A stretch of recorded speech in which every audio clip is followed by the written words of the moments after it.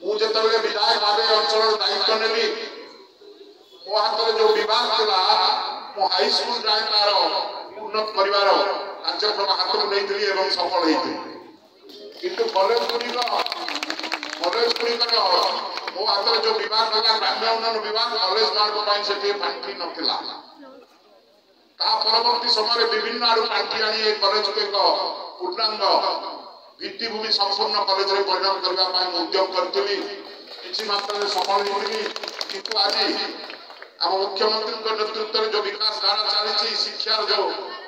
नवीकरण चली आज तारी माध्यम मान्यवर उच्च शिक्षा मंत्री मोर सान भाई जी मो पाखे बस गोटे अनुरोध कली मो विश्व बैंक सहायता मोर दुईटी कॉलेज नूतन कोठा गोटे बीडीपुर देवस्थान कॉलेज आ गोटे हूँ